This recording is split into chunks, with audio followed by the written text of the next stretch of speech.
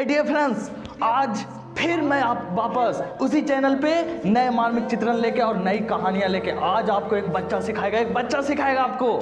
आज हम एक बच्चे से सीखेंगे कि वो कहानियां और उन स्रोतों से, उन विचारों से कैसी भावना उत्पन्न होती है और हमारे अंदर कैसे कर्म आने चाहिए जिससे लोगों को फायदा हो।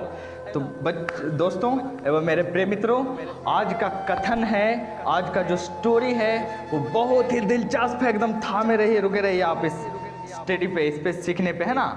तो चलिए चलते हैं उस घटना पे, उस दुर्घटना पे जो मेरे आंखों देखा घटा गया है, जो मेरे आंखों के सामने घटी है। वो घटना मेरे आंखों के सामने घटी है। कुछ ही दिनों के बात है, कुछ दिन पहले जब मैं सड़क के किनारे जा रहा था, तो नगर निगम वाला आया।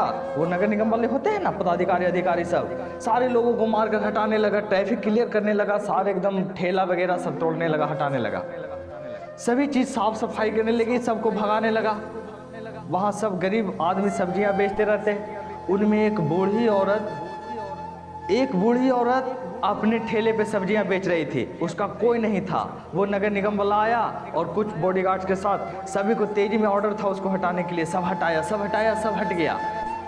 उस बूढ़ी का ठेला और उस पर रखा हुआ सारा सामान समाप्त हो गया, फिनिश हो गया।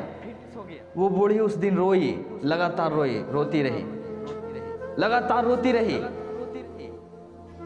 वहाँ और भी लोग थे, रो रहे थे, सब कोस रहे थे सरकार को, क्या हो रहा है, क्या कर रहे हैं ये, चैन से खाने भी नहीं देते और चैन से जीने भी नहीं देते। ऐसी ही घटना चल रहा था और उस बूढ़ी के घर कुछ दिन के बाद मैं गया उस बूढ़ी के घर।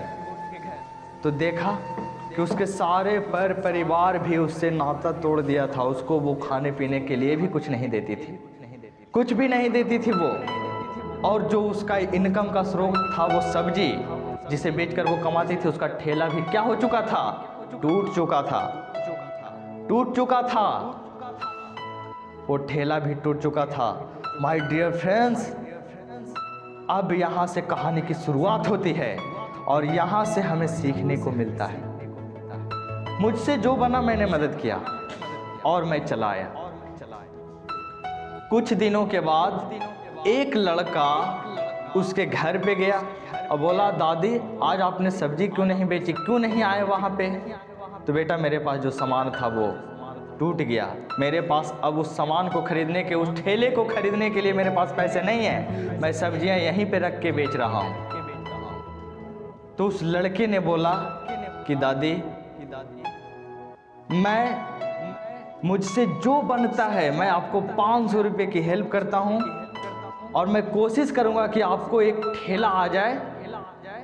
आज मेरा बर्थडे पार्टी है, मैं अपने परिवार के यहाँ जाता हूँ, माता पिता के यहाँ जाता हूँ और उनसे आपके ठेले की रकम मांगता हूँ और आपको ठेला लाता हूँ। दोस्तों वो लड़का अर्जुन गया अपने परिवार के यहाँ, बोला माँ आज मेरा बर्थडे है, आप मुझे कुछ नहीं दोगी। बोला बेटे मांगना है जो मांगो, तुम्हारे लिए संसार है, तुम जो मांगोगे दे देंगे हम तुम्हें, तुम ही मेरा संसार हो, तुम ही मेरा अभिवृत्ति हो, तुम ही मेरा स्वाभिमान हो।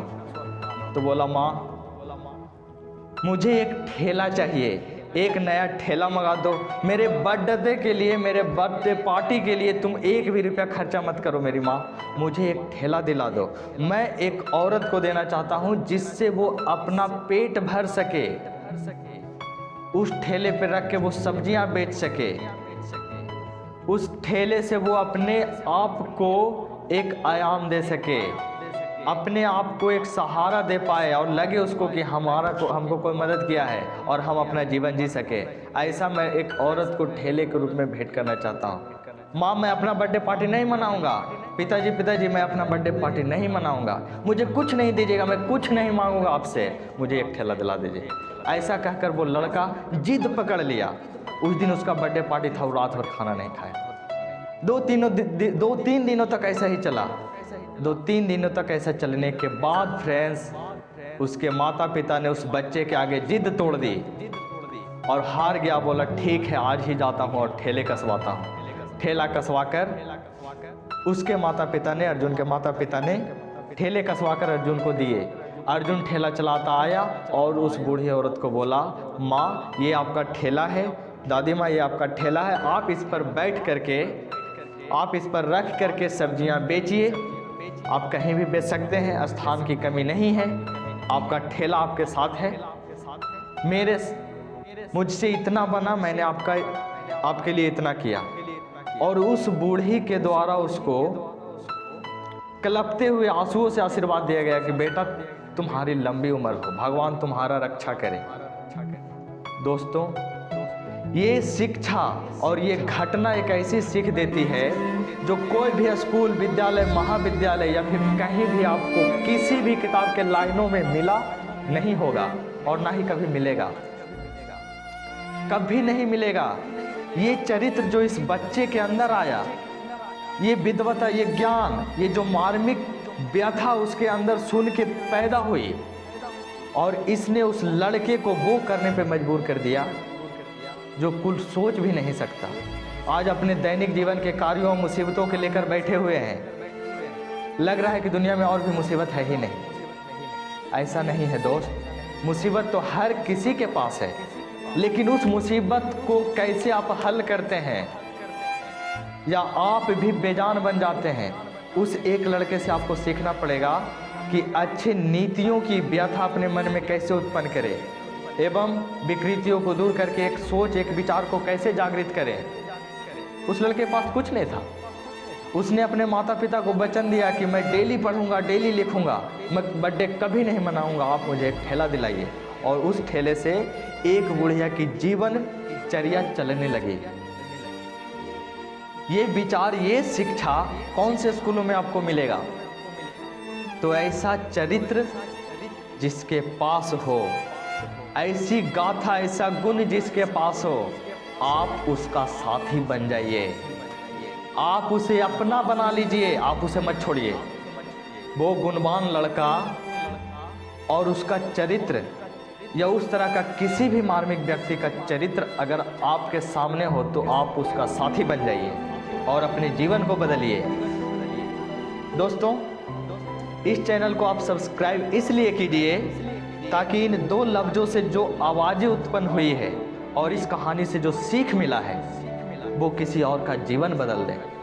मैंने अपने किसी भी वीडियो को सब्सक्राइब और शेयर करने के लिए नहीं कहा, इसको मैं सब्सक्राइब करने के लिए नहीं लेकिन शेयर करने के लिए ज़रूर कहता हूँ। इस वीडियो को आपको शेयर करना पड़ेगा, क्योंकि जो मनोभाव उस बच्चे के मन में उत्पन्न हुआ वही हर किसी के मन में उत्पन्न होना चाहिए, क्योंकि यही भावना संतुष्टि और परम जिज्ञासा की जननी है और यही एक नए आयाम को लिखेगा।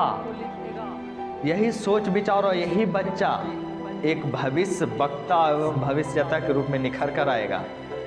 वो नहीं जो अपने आप को कोसते रहता है, अपने आप को सारी कमियों का दोषी मानता है, वो नहीं निखरेगा। आपको कम से कम इस बच्चे के सोच की तरह अपने आप को परिकल्पित करना चाहिए, परिलक्षित करना चाहिए। आपको इस वीडियो को शेयर करना होगा ताकि उस बच्चे की मार्मिक चित्रण हर किसी के हृदय में बसे, उतरे और वो बढ़े और उसके अंदर एक सोच पैदा हो इस तरह की मदद करने की। ठीक फ्रेंड्स, बस मैं आपको यहीं तक की कहानियाँ, स्टोरी सुना चुका हूँ और मेरा आपसे निवेदन है कि इसे आप शेयर ज़रूर से ज़रूर कीजिए। कल फिर हम इस चैनल पे मिलेंगे नए वीडियो के साथ। नमस्कार।